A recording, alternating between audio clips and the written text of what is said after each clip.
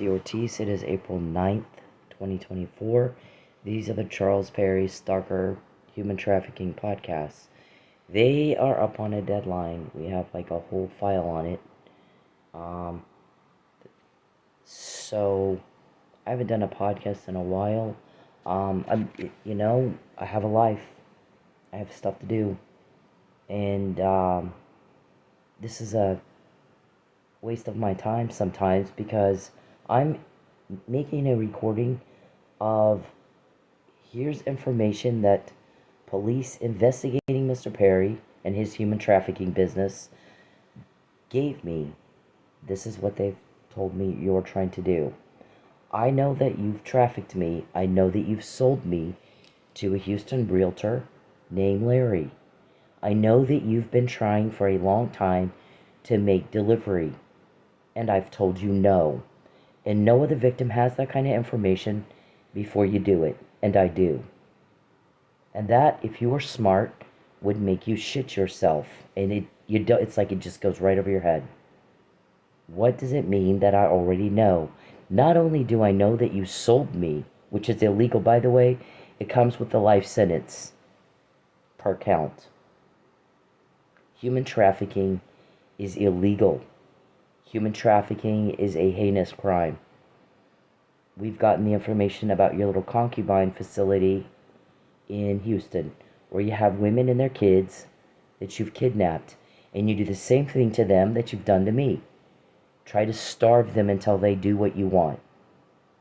Interfere with contracts and commerce, interfere with family relationships, interfere with everything part of their life, butt into things that are none of your business.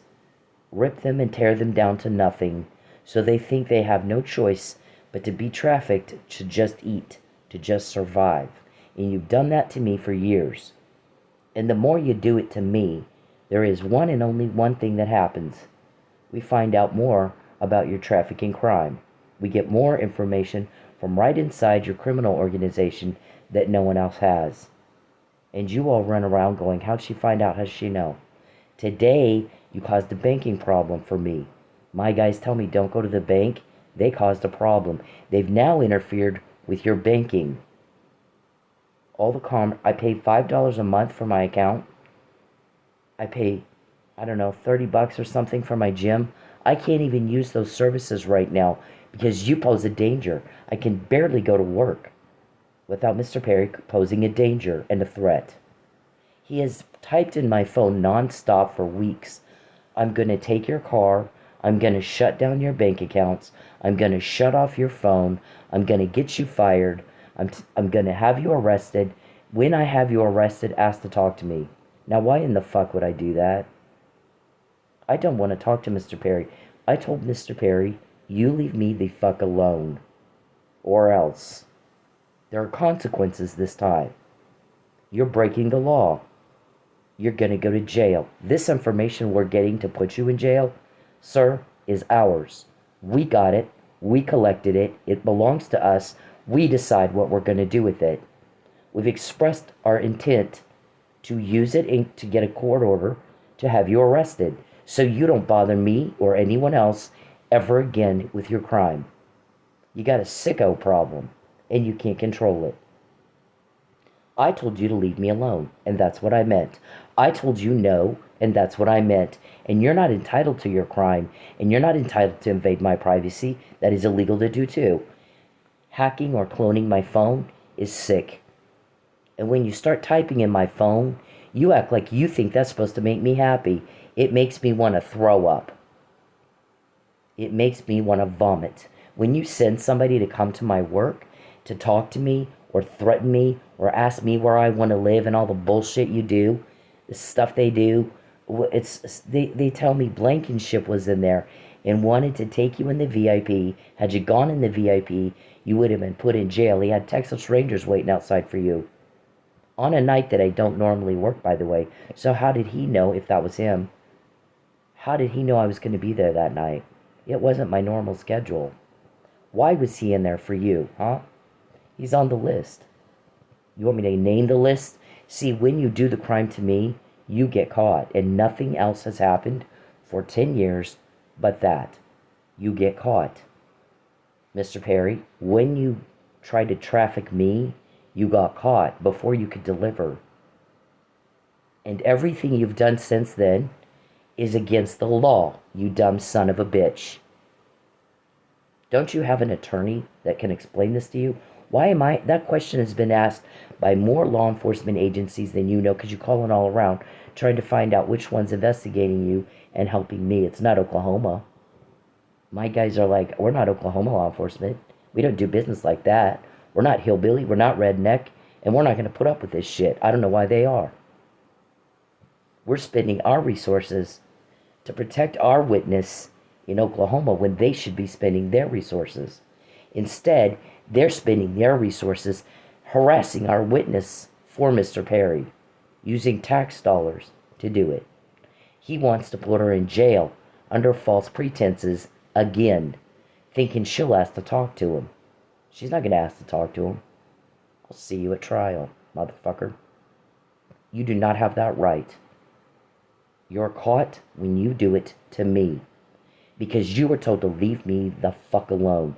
I went to a lot of trouble, Mr. Perry, to move 2 times to get away from you and have no conflict and no contact and no drama. And you have come to Oklahoma uninvited and torn up. You've interfered with my family. You've interfered with my financial matters. You've interfered with every part of my life. And these guys helping me will not dignify you with a phone call. He won't do it. He said this is the one part of your life he will not mess with. He's not getting a phone. I told him to leave you alone. And he acts like he has no idea what those words mean. And so I'm not wasting my time repeating myself for him. And I'd like you to stop doing the same thing. Stop wasting time. That's why you don't see as many podcasts. You don't waste your time any more than I would. He has an attorney that he is to ask his questions to. You bother your attorney with your questions. And you leave me the fuck alone. So, literally all day, I try to do anything in my phone. He'll start typing, I'm going to have you arrested, ask to talk to me. Who's leaking? Is it your family? Is it your mom? Is it your kids? Is it the girls you work with? And never have I answered that question, nor would I, you sick son of a bitch. Why in the hell would I give up my life preserver so that you can drown me? You're the dumbest fuck I've met in my life, by far. Hands down, you win that. When you do the crime to me, you get caught, and you do it anyway.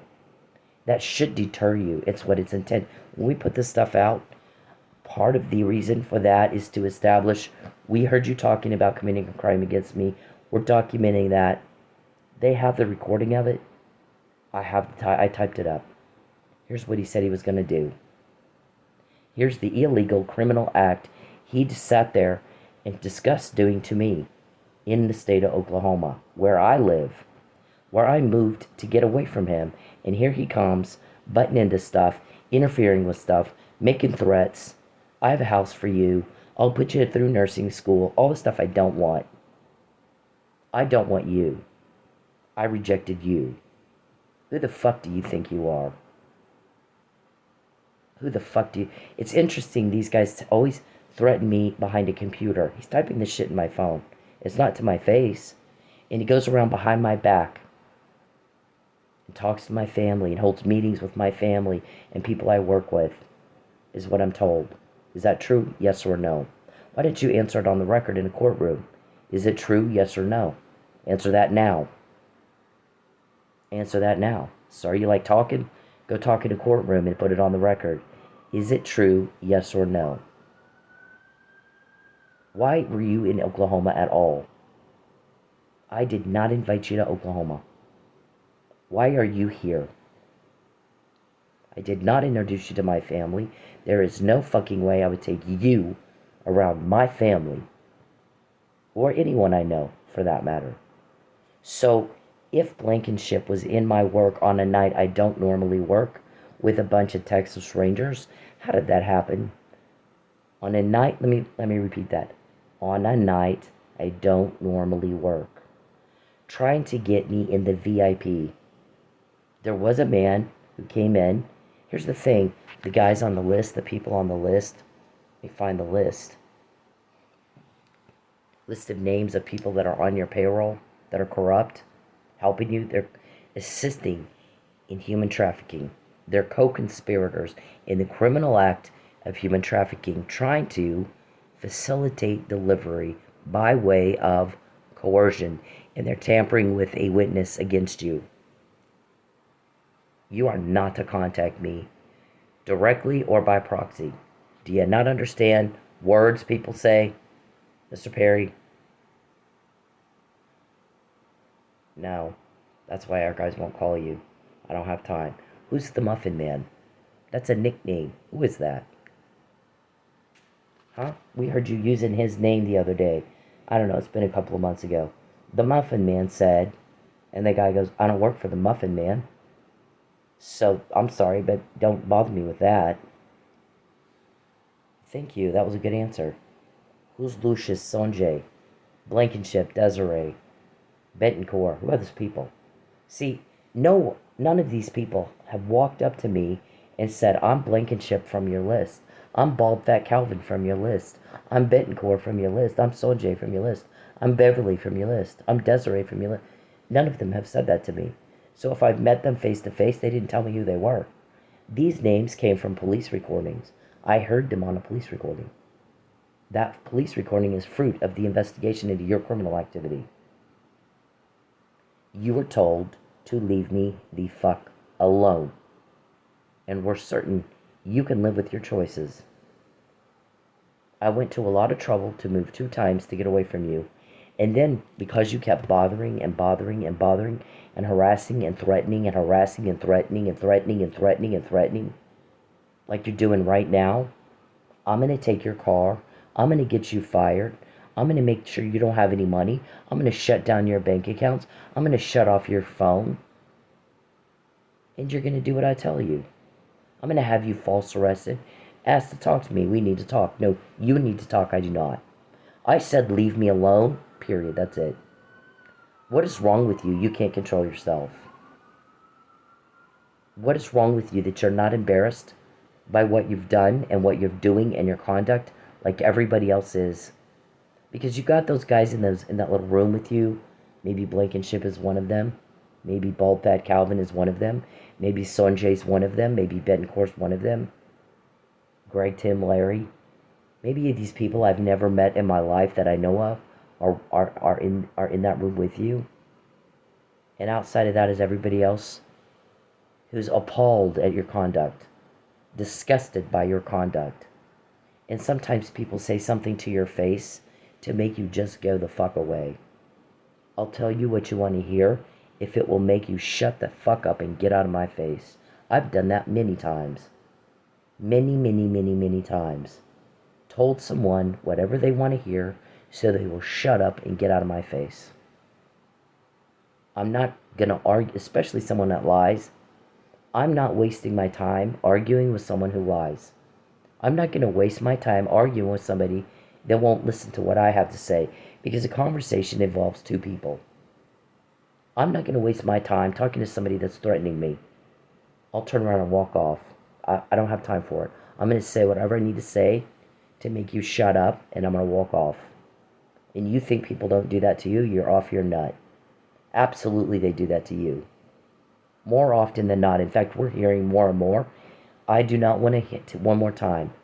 Take Mr. Perry's phone call and have a 3-hour argument with someone who has no fucking idea what I'm saying. Never responds right to what I'm saying. Never has any rational thinking. No rational thinking at all. Asking me to do things that are illegal, that I'm uncomfortable with. And I have to hear the sob story. He is not a victim. And boy, howdy, that makes me mad. He didn't lose his home over and over and over. He hasn't lost a car. He didn't go months with no food like he's done to her. She's not over there holding meetings with his family. He's up here holding meetings with her family, and now there's a separation. And we needed her to slip up as to who these people are. And now, more than ever, she doesn't trust anybody. And now he's messed with her bank and her gym. She doesn't trust anybody now. One more relationship he fucked up. So, How are we going to get her to slip up? I'm not going to slip up anyway, but definitely when he does that, that's not wrong in their thought process of when you ruin all her trust and everybody around her, people she works with, she doesn't trust because you hold meetings with them. Just because I pretend I like you or I go to work and I pretend nothing's wrong and just do the thing I'm supposed to do and then go home, it doesn't mean I don't know. You know I know. Because I don't do what you want me to do. I didn't do the VIP, did I? If that was your guy Blankenship in there, to bother me for you, to proxy stock for you, to cause me a major loss for you, and I said, yeah, I'm not doing your fucking VIP. Why do you think I said that? That's money for me. I make money doing that. So why would I have said that? How many times have I not done what you thought I would do? Or I switched up whatever, even if we put an email out about it or not, it doesn't mean I don't know. I just don't do what you want. It's getting to be more and more where they've got enough. This is supposed to deter your crime, dum-dum.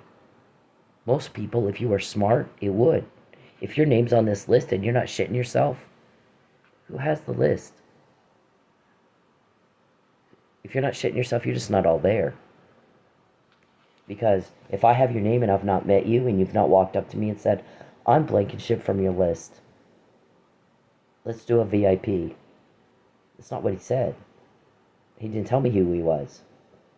He just said, let's do a VIP. Yeah, I don't think I will, thanks. Why do you think I said no? Was it because I heard you talking about